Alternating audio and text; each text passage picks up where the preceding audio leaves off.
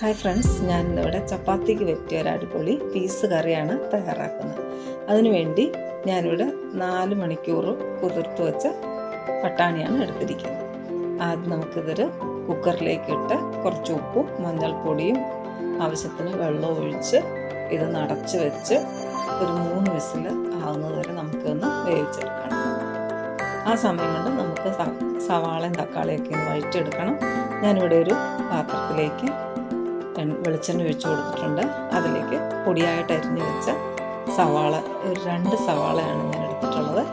ഇത് ചോപ്പറിൽ വെച്ച് നൈസായിട്ടൊന്ന് ചോപ്പ് ചെയ്തെടുത്തിട്ടുണ്ട്. ഇതൊന്ന് വഴന്ന് വരുമ്പോഴേക്കും ഇഞ്ചി, വെളുത്തുള്ളി, പച്ചമുളക് ഇത് 3 ഒന്ന് പൊടിയായിട്ട് അരിഞ്ഞെടുത്തതാണ്. ഇനി അതിലേക്ക് പൊടിയായിട്ട് അരിഞ്ഞെടുത്ത് തക്കാളി കൂടെ ചേർത്ത് നന്നായിട്ടൊന്ന് ഇളക്കി വെച്ചു. ഇനി അതിലേക്ക് വേണ്ട മസാല തയ്യാറാക്കാം.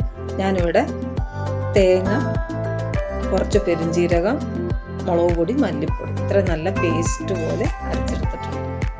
ഇനി നമുക്ക് ഈ വേവിച്ച് വെച്ച പട്ടാണി ഈ തക്കാളിയിലേക്ക് ചേർത്ത് കൊടുക്കാം. ഇതിലേക്ക് അരച്ച് വെച്ച പേസ്റ്റ് കൂടെ ചേർത്ത് കൊടുക്കാം.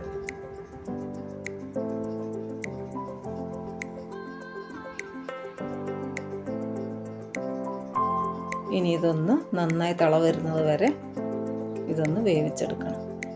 ഇതിലേക്ക് കുറച്ച് മല്ലിയില കൂടെ തൂകി എടുത്ത ചപ്പാത്തിക്ക് പറ്റിയൊരു കറിയാണ്. വേഗം തയ്യാറാക്കാൻ പറ്റിയ ഒരു കറിയാണിത്. എല്ലാവരും ഇതൊന്ന് ട്രൈ ചെയ്ത് നോക്കണം. വീഡിയോ ഇഷ്ടപ്പെട്ടാൽ എല്ലാവരും എൻ്റെ വീഡിയോ ഒന്ന് ലൈക്ക് ചെയ്യണം, സബ്സ്ക്രൈബ് ചെയ്യണം. Thank you.